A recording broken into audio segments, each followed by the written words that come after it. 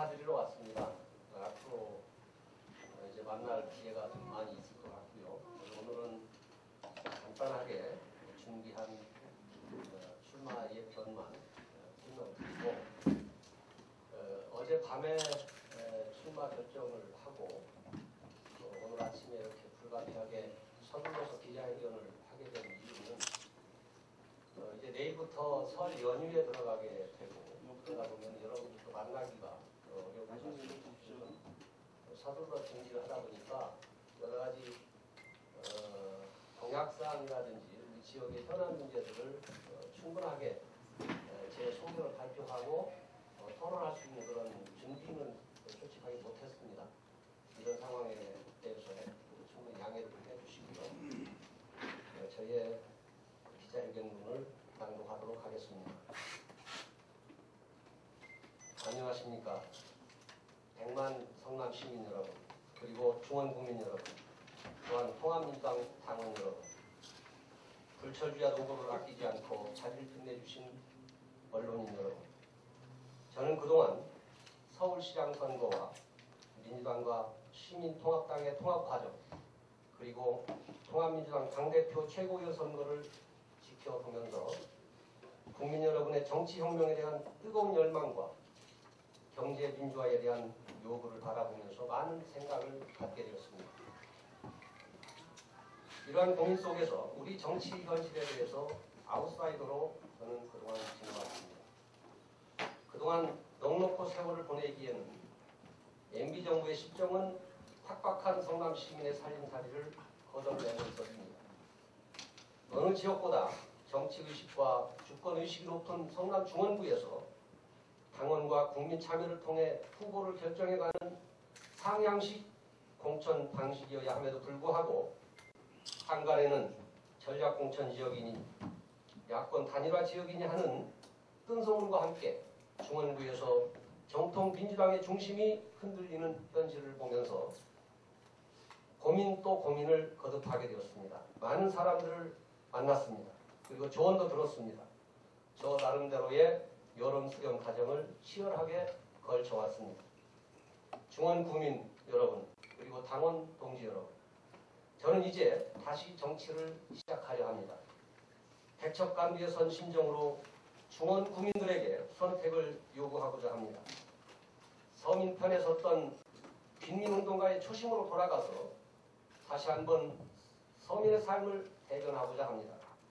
저는 의원 자리 하나를 차지하기 위해서 이 자리에 선 것이 아니라 새로운 정치를 실현하기 위한 밑거름이 되고자 이 자리에 섰습니다.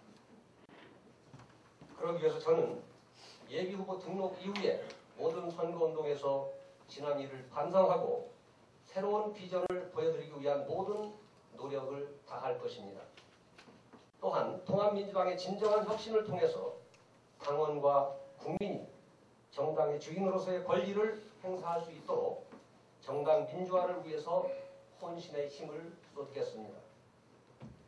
또한 우리 국민의 주거복지 등 보편적 복지와 경제 민주화를 위해서 최선의 노력을 다하겠습니다. 특히 학력 차별 없는 세상을 만들고 우리 아이들의 행복지수를 높이며 교육 환경을 개선하기 위한 교육복지에 대한 각별한 노력을 기울여 나가겠습니다. 이상입니다. 감사합니다. 운동가로 시작하셔갖고 시의원, 도의원, 국회의원까지 다 역임을 하셔가지고 현재 그 후보로 출마하시는 분보다는 그 인지도 면에서는 상당히 좀 앞서실 거라고 저는 예측하고 있는데요. 기본적으로 그 1월 15일 그 전대 민주통합당 전대회가 끝나고 난 이후로 그다음에 호남의 그 후보 호남의 지금 다선 의원들이 수도권에 가축이 될 수 있는 부분에 영향이 되게 많이 있을 거라고 좀 예측이 됩니다. 그 부분에 대해서 중원구에도 만약에 그런 영향이 있다면은 그 부분을 전략공천이나 전략공천으로 보실 건지 아니면 자연스러운 부분으로 판단할 수 있는 건지 그 부분에 대해서 견해를 좀 해주시면 좋겠습니다. 그러니까 이를테면 전략공천 내지는 야권 단일화와 관련된 질문이라고 보면 되겠죠. 사실 우리 지역은 우리 수도권 지역에서 어느 지역보다도 과거부터 쭉 민주당 성향의 지지가 아주 강했던 지역입니다. 그런 것들이 지금까지 쭉 이어져 왔음에도 불구하고 최근에는 한나라당 정권에 의해서 우리 지역 국회의원을 넘겨주는 현상을 우리가 겪고 있지요. 물론 지난 11.6 재보궐선거 통한 박원순 서울시장의 등장, 그리고 안철수 현상 등등을 통해서 국민들이 어느 정도 그 정치 개혁과 정치 혁명을 요구하는가 하는 것들은 이미 다 여러분도 알고 계신 바로 알고 있고요.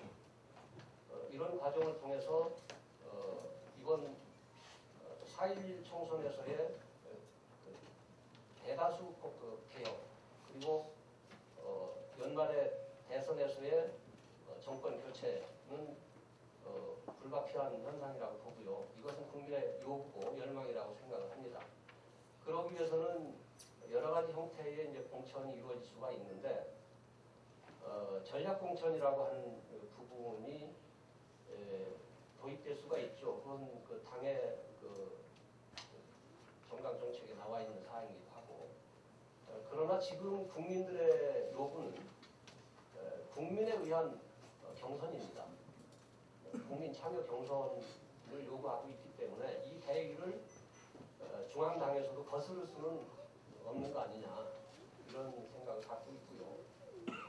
또 하나 야권 단일화라고 하는 부분도 지금 우리가 쉽게 생각할 수 있는 야당이라고 하면은 민주통합당, 통합진보당을 우리가 생각을 하게 되는데, 민주통합당과 통합진보당과의 단일화를 하는 방법은 여러 가지가 있을 수가 있습니다. 그러나 제가 생각하는 것은 물론 야권 단일화는 해야 한다고 봅니다. 그렇다라고 본다면은 궁극적으로 역시 국민 참여 경선 방식이 가장 옳다고 생각을 합니다. 그래서 통합진보당에서 선출한 후보, 민주통합당에서 선출한 후보가 궁극적으로 함께 경선을 해서 우리 지역 주민들이 선택하는 후보가 단일화가 되어서 본선에서 선거를 치르는 것이 합당하다고 생각합니다. 이상입니다. 네, 다음 질문 받겠습니다. 현실적으로 국민 참여 경선이 민주적인 방식이긴 하지만 통합진보당 입장에서 인지도 떨어지고 다시 국민 참여 경선한다고 했을 때 패배가 뻔한 상황에서 이 방식을 받아들일 수 있을까요? 아니 그것은 패배가 뻔하다고 단정 짓기는 좀 어렵다라고 보고요. 왜냐하면 그동안 2010년 지방선거에서도 보면은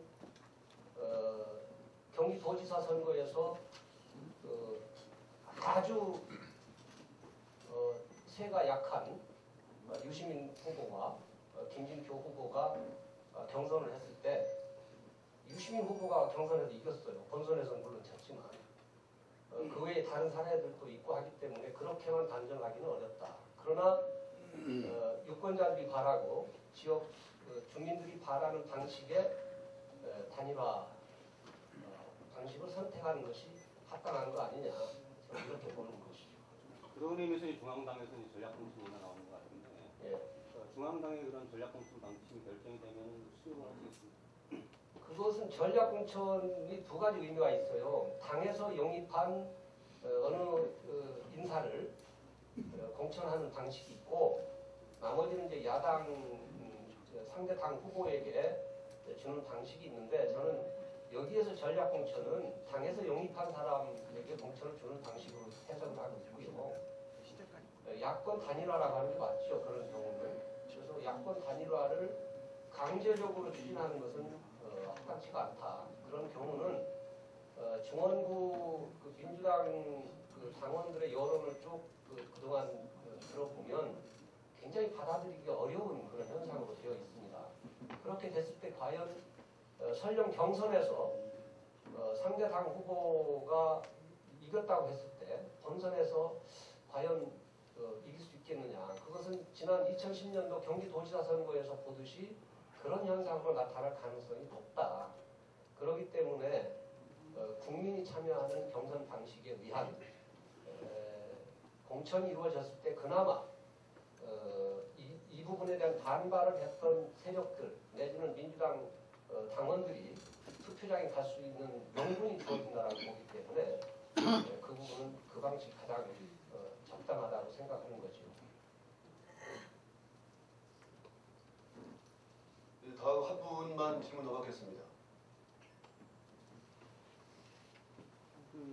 어제 결정을 하셨다고 지금 말씀을 하셨는데 기존에 민주통합당 자체의 예비후보로 등록하신 세 분이 얼마 전에 기자회견을 하셨는데 국민참여 경선 방식이 도입이 된다라고 하면은 가정 통합진보당에서 받아들여서 국민참여 경선제가 실시가 된다라고 하면은 기존에 있는 세 후보로는 좀 이기기 어렵다라는 어떤 좀 내부적인 판단 그런 것 때문에 그거는 결정을 그렇다. 하신 건 아니신가요? 지금 이미 예비 후보로 등록하신 그 새 후보들에 대한 부분을 말씀을 하셨는데 그분들도 한 분 한 분 면면을 보면은 우리 민주당에서는 아주 소중한 분들입니다.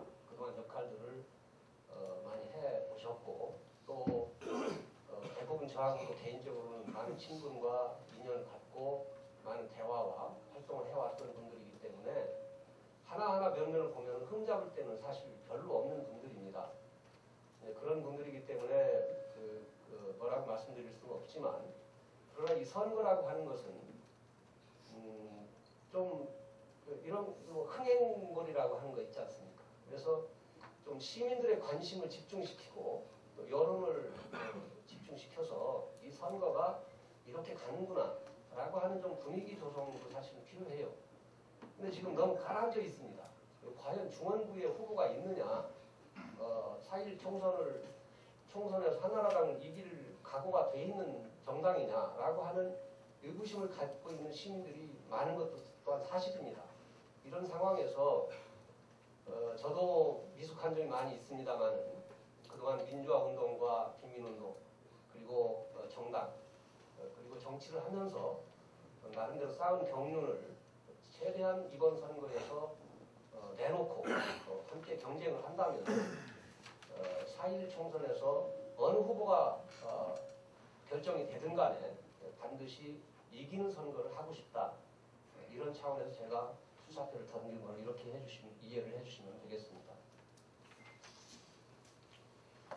네, 그럼 자리를 오늘 함께해 주신 기자분들과 당원 동지 여러분, 지지자분들께 다시 한번 감사의 말씀 올리면서 이것으로서 민주통합당 경기도당 성남중원지역위원회 상임고문 이상락 국회의원 출마 기자회견을 모두 마치겠습니다.